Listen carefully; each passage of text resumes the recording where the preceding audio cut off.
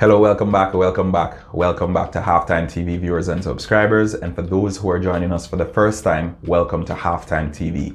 In today's show, we'll be doing a preview of the Jamaica versus United States quarterfinal game in the Gold Cup. But before I go any further, check out the link in the description for my sponsors, Quick Link Shipping, RS Sports Store, and CSA Shop. RS Sports Store for all your latest sporting clothing and apparel. The English Premier League starts in just under 3 weeks. Go ahead and get the kit for your favorite club team, and also the World Cup qualifiers is just around the corner as well. That new Reggae Boy kit, it's fire. RS Sports Store has it for as cheap as 9,000 Jamaican dollars. You can't miss out that deal, folks. Really, it's one to grab with both hands. All right, so let's get into the preview. What are we expecting? Who are the players to look out for? How will Jamaica win that game? What are my score predictions? All these questions have been pouring in for the last few days, and I'll be sure to answer each and every one of them in today's show. Now, Jamaica versus United States. Outside of football, I like to think of the United States as Jamaica's big brother. There isn't anything really that happens in Jamaica that the United States isn't a part of. And although Jamaica still has a Governor General, which means the Queen in England still has some say over what's happening in the country, the Jamaica-United States bond is really one like no other. Now, Jamaicans, they often think if you haven't been to the United States, quite frankly, you haven't been to foreign, quote unquote. And the United States folks, they love to vacation in Jamaica. It's one of their most loved vacation spots. So the relationship between the two countries is admirable. It's one like very few others, and that's great for both economies as well. Now, in the footballing aspect, the United States of America is far more decorated than Jamaica. I won't speak about the size, considering US has 380 million people and Jamaica has only 3 million. But it plays a significant role as well. They have a bigger pool to choose from, and also they're the only country that calls football soccer. Them and Canada, of course, but we won't go into that. Speaking about their Gold Cup meetings, how has Jamaica fared against the United States in the past? How has the Reggae Boys been? Have they been competing? Now, they've met the United States on 6 occasions. 5 of those ended in losses. The United States has only lost to Jamaica once at the Gold Cup, and that came in 2015. Now, the team in 2015, it had the likes of Wes Morgan, it had the likes of Andre Blake, the current captain, but he was on the bench. Mariapa, Kemar Lawrence, also they were a part of the team.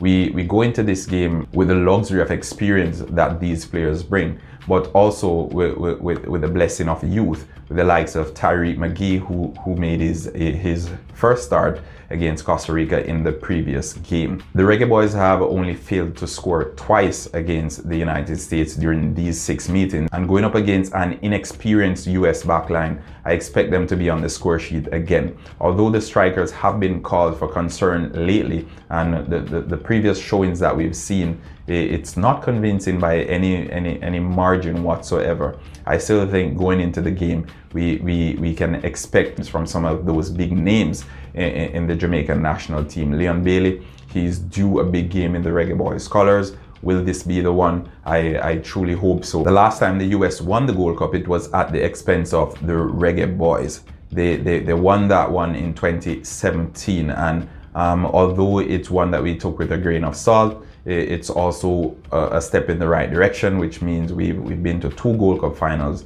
back to back. We went in 2015 where we lost to Mexico, and then we went in 2017 where we lost to the United States of America. We're hopeful going into this game because we possess all the qualities that can go out there and win the game on their day. But it's just for these players to show up, and if they show up, I think the fans, they have a lot to be excited about. Now, as it relates to Gold Cup accomplishments, the United States have outdone the Reggae Boys. They've won 6 Gold Cups, whereas the Reggae Boys' best accomplishment really was getting to the final on those 2 occasions that I mentioned before. The United States is ranked 20th in the FIFA ranking, whereas the Reggae Boys are ranked 45th. Now, I'll go into the details of each team. Now, starting with the coaches, Theodore Whitmore, he's a national icon. He went to the World Cup with the national team in 1998, and he showed his class. The United States coach as well, Greg Berhalter, He went to the World Cup in 2002, came on as a substitute, and also became the first Crystal Palace player to play in the World Cup. So he had his fair share during his playing career.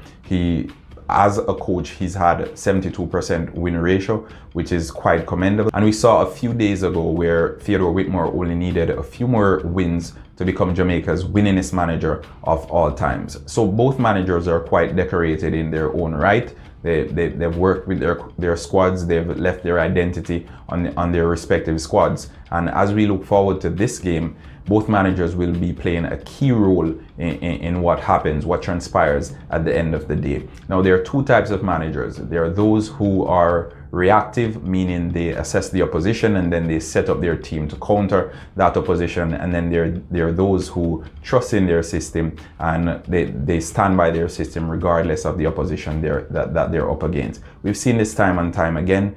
For those who consume the English Premier League on a weekly basis or the Bundesliga, we've seen it especially with German managers. They love to do it. It's their way. The Italian managers, they love to do it as well. Antonio Conte, we saw that at Chelsea, we saw it at Inter Milan as well. So these are the type of managers that we're looking to. Greg with the United States, he has his way of playing and he's stuck with that throughout. Theodore Whitmore, he's one who tends to switch it up a little based on the opponents he's up against. And going into this game, I was told he has been practicing a back three, and I hope that answers your question.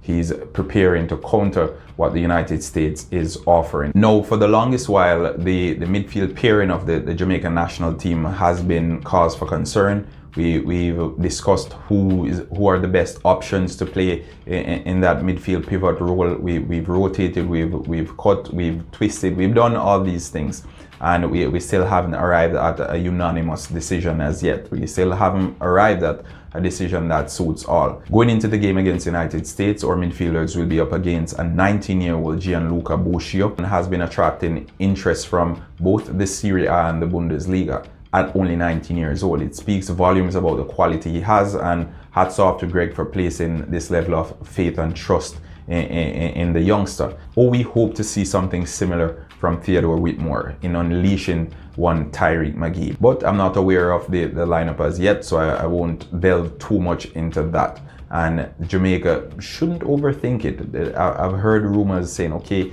we'll be starting Hector because of the physicality.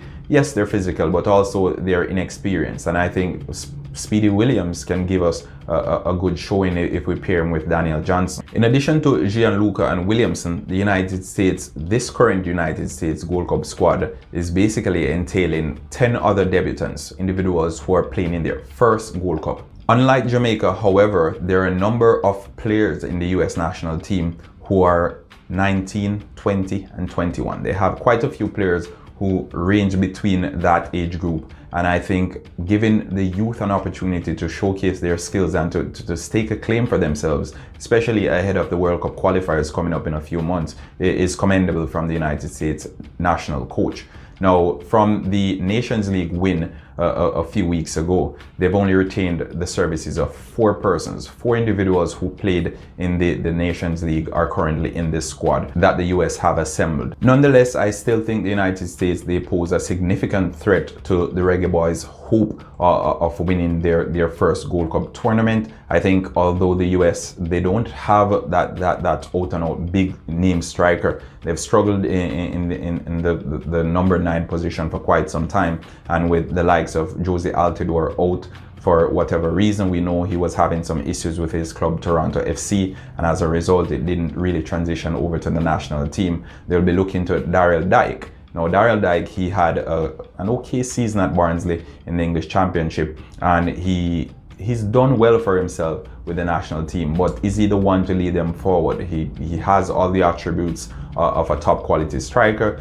He's quick, he's physical, he knows how to finish, but give him some time. He's still only 21. I know there are some big players now, some of the best players in the world currently are less than 23 years old. So we will be expecting a lot from him. But nonetheless, I think having just broken onto the scene, this is his first major tournament, we should give him a little bit of leeway. But regardless of that, I think Daryl Dyke and that youngster Gianluca Busio in the midfield will be the two key members for the US men's national team. I think they're visionaries. One's exemplar with the ball at his feet in Lucio, and Dyke uses his physical attributes to his advantage most times. I know the Jamaican defenders, they enjoy a physical battle, so let's see how that one transpires, how it plays out, as it promises to be a physical game, and I trust it will be end-to-end stuff as well. Now, going over to the Reggae Boyz team, I think Corey Burke is the main man to look out for. He has had a significant impact in the tournament so far. He's been the most impactful in the Reggae Boyz team in the group stages, and also I think Daniel Johnson, he's a phenomenal talent, and on consistency he's outdone everyone else in the national team. I still think Leon Bailey owes the Reggae Boyz a big game. Hopefully this is the game, because if he wins this game for the Reggae Boyz, I can't see Qatar preventing them from winning the Gold Cup. Going up against Mexico in the final, I think it's a mouth-watering prospect. But first we have to get past Qatar. We have to get past the US national team. They'll say it's a USC team because a lot of the big names aren't there. The Sergina Dest, the Reina, the Christian Pulisic, all these guys, they're away with their clubs, having just completed the Nations League. They're back in pre-season and that sort of thing. But still, the hunger of these youngsters coming into the United States national setup will mean they want to stake a claim for themselves. They want to get their names in the coach's mind going into the World Cup qualifiers. With the World Cup just around the corner, just over a year from now, it's a perfect opportunity for them to prove themselves. A lot of the players in the US national team, they're currently playing in the MLS, and as such, I think Corey Burke will be looking forward to this one. I think it's a juicy prospect for him. He's played against most of them in the MLS before, and we've seen what Corey Burke is doing in the MLS this season. We've seen what he's done with the national team whenever he's gotten the opportunity. So I am really hopeful that Corey Burke will get the start in that one. And based on the United States defenders, I can't rule out Corey Burke getting on the score sheet. Now I'll go into my predicted lineup. And then I'll go into the score predictions. For the lineup, I expect Andre Blake to be between the sticks again, Mr. Consistent, Mr. Competent, the captain, the leader, all those wonderful adjectives for our superhero, Andre Blake. I expect him to be back between the sticks, having gotten a game off. At right back, I expect to see Alvas Powell. I think the back three will entail Mariappa playing closer to the right to Albas Powell. It will have Damian Lowe, and it will have Liam Moore, as well as Kemar Taxi-Lawrence on the left side of the pitch. Now, because Kemar Taxi-Lawrence sustained an injury in the previous game, I'm not sure if he'll be fit to start. But if he is fit, I definitely expect him to start. If not, then we all know the obvious choice is Amari Bell, someone who I'm not fond of, but hopefully on the day he'll be able to get the job done. In the midfield, I expect Daniel Johnson next to Devon Williams. I think Speedy offers something different from Michael Hector, and with his pace, we will need it on the day. The United States midfielders, both of them are 5 feet 9 inches. So I think the aerial threat will be something to be mindful of. But nonetheless, if the ball is kept on the floor, we shouldn't do too badly. I think throughout the tournament so far, the guys have stepped away from the long ball mentality, and we've for the most part kept it on the surface. So I think Devon Speedy Williams should get the start. I know Theodore Whitmore will more than likely go with Michael Hector, because that's the type of coach he is. He tends to be more conservative. But as I said, Speedy Williams to play next to Daniel Johnson would be my starting midfield pairing.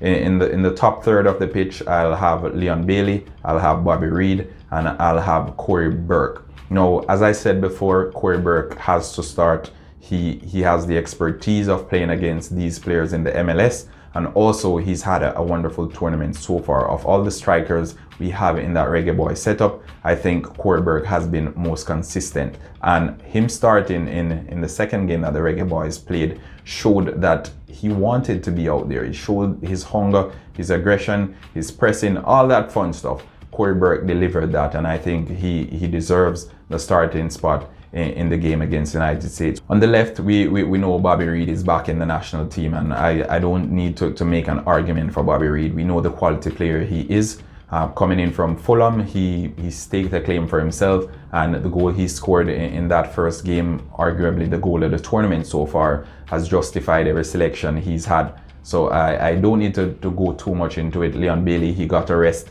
in the game before, and he's our superstar, so naturally he's going to be on the team sheet. We have a number of changes. We are heavy in attack. We have the likes of Andre Gray to come in. We have Shamar Nicholson, who can also come in and impact some change in the game as well. So we're hopeful, and going into the game against an inexperienced US team for the most part, I think we have a lot to be optimistic about. Now my predictions for the game is as follows. The United States 1, Jamaica 2. Although the United States, they have been good throughout the tournament so far. As a matter of fact, they've scored twice as many goals as the Jamaican national team. I think if the Reggae Boyz get their acts together, then they'll step away victors. I think the United States, they have a better team, but the Jamaican national team have better names on the roster. It's a matter of getting them to gel and getting them on their day to do everything in cohesion. We got it right against Costa Rica. We were just unfortunate not to get on the score sheet, and I think if they can build on that performance against Costa Rica with better finishing, we should be able to step away from that one 2-1. The Reggae Boyz will have it all to do, as history isn't in their favor, and the United States will have a home crowd advantage. As a matter of fact, the United States have always had home crowd advantage when it comes to the Gold Cup, because it's either their joint hosts or their independent hosts. Regardless, Mexico and Canada have still fathomed to win the Gold Cup, so I won't use that as an excuse. But the Reggae Boyz, they will have an uphill challenge when they go up against the United States on Sunday. Whether or not they're able to muster a result on the day, it's still yet to be seen, but they have all the tools to do just that and to cause an upset to a United States team with everything in their favor. There you have it. There's my preview. If you haven't done so, please like, share, and subscribe. And if you have any comments whatsoever, please leave it in the comment section as well. Thanks for tuning in to another episode of Halftime TV. Norando Brown here saying, until next time.